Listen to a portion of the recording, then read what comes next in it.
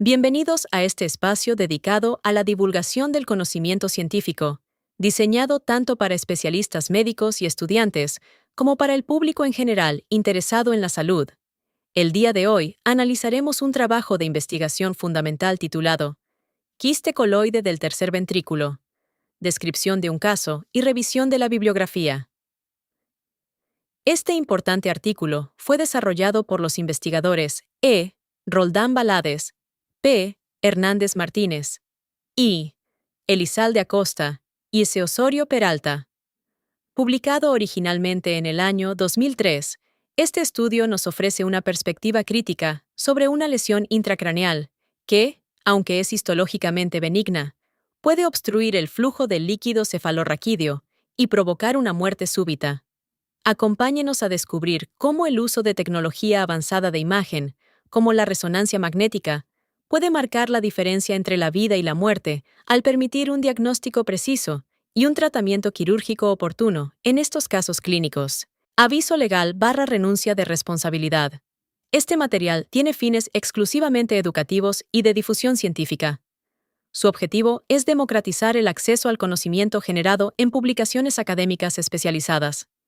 Debido a la naturaleza dinámica de la ciencia médica, la información presentada refleja los datos disponibles al momento de la publicación del artículo original y puede estar sujeta a actualizaciones posteriores. No es asesoría médica. Bajo ninguna circunstancia, la información presentada constituye una recomendación médica. Los recursos gráficos utilizados son solo una representación del artículo presentado y no son completamente precisos a la anatomía humana. Para más información, puede pausar el video. Hoy vamos a meternos de lleno en una de las paradojas más interesantes de la neurología, el quiste coloide del tercer ventrículo, una lesión que en teoría es benigna, pero que en la práctica puede llegar a ser mortal. Y esa es la gran pregunta que vamos a responder hoy. ¿Cómo es posible que algo tan simple como una acumulación de células no cancerosas se convierta en una amenaza de vida o muerte? Pues como vamos a ver, la respuesta tiene que ver con la regla de oro de los bienes raíces y, al parecer, también de la neurocirugía. La ubicación y la ubicación.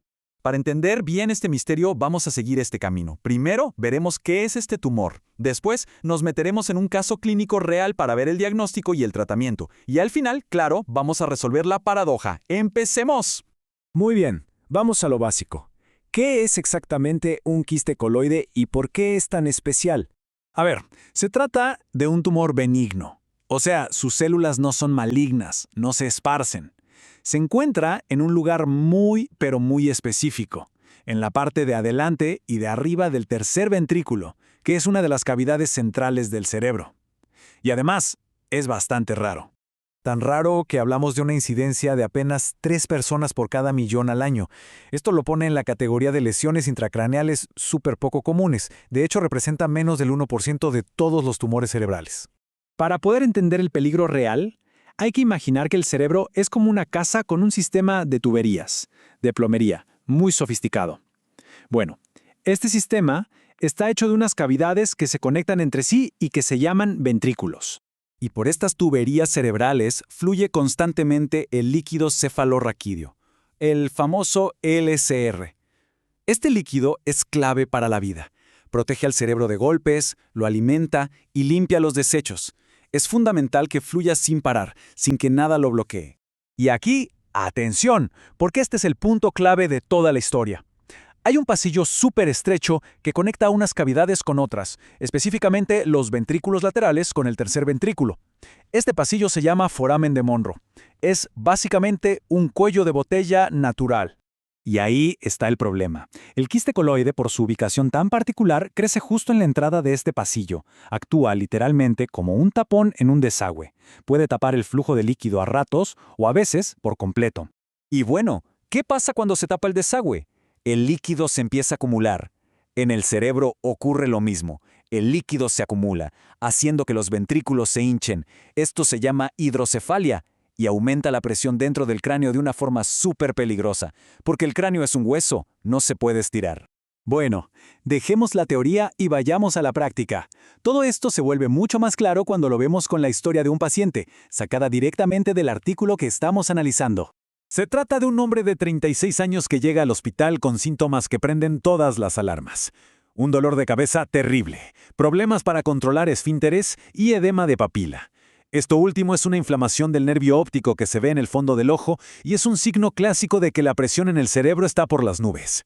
Lo curioso es que ya le había pasado algo parecido 3 años antes, y en ese entonces le pusieron una válvula para drenar el exceso de líquido, pero ahora el problema estaba de vuelta. Con un cuadro clínico como ese, el paso que sigue es lógico. Hay que mirar qué está pasando adentro del cerebro, y para eso, la herramienta estrella es la resonancia magnética. Y la resonancia fue, bueno, no dejó ninguna duda. Confirmó que había una masa justo donde se sospechaba, en el techo del tercer ventrículo, bloqueando los 2 agujeros de Monroe. Los ventrículos estaban hinchadísimos. La válvula que ya tenía no estaba funcionando bien, y hasta había señales de que la presión era tan alta que el líquido se estaba escapando al tejido cerebral. Los radiólogos ven cómo se comporta la lesión en distintos tipos de imágenes de resonancia. En una secuencia, que se llama T1, el quiste se veía brillante. En otra, la T2, se veía de un tono parecido al del cerebro.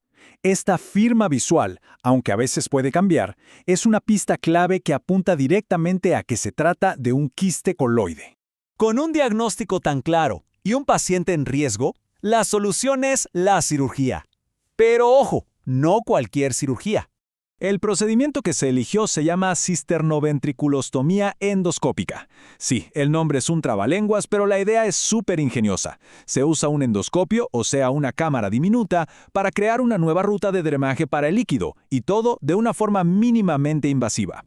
Los objetivos de la operación estaban súper claros. Primero, drenar el quiste para quitar el tapón. Segundo, que el líquido cefalorraquídeo volviera a fluir libremente. Tercero, y lo más urgente, bajar esa presión mortal dentro del cráneo.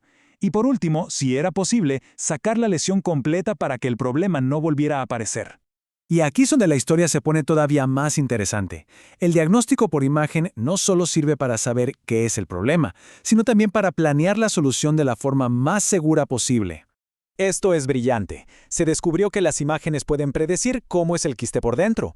Por ejemplo, si se ve oscuro o hipointenso en una resonancia T2, lo más probable es que su contenido sea espeso, viscoso, como miel y difícil de aspirar. En cambio, si se ve oscuro o hipodenso en una tomografía, suele ser más líquido y fácil de drenar. Esta información es oro puro para el cirujano porque le permite planear el mejor abordaje.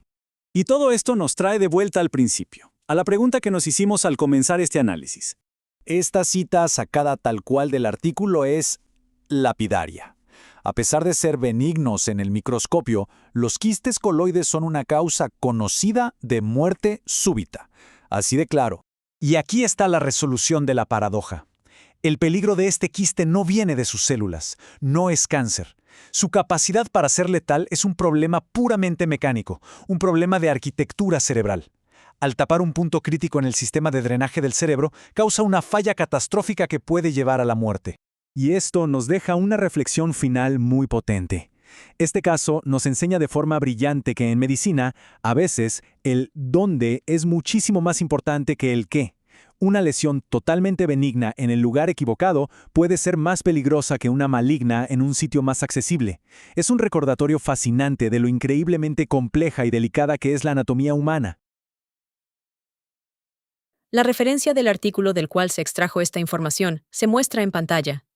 Muchas gracias por su atención y por acompañarnos hasta el final de este análisis.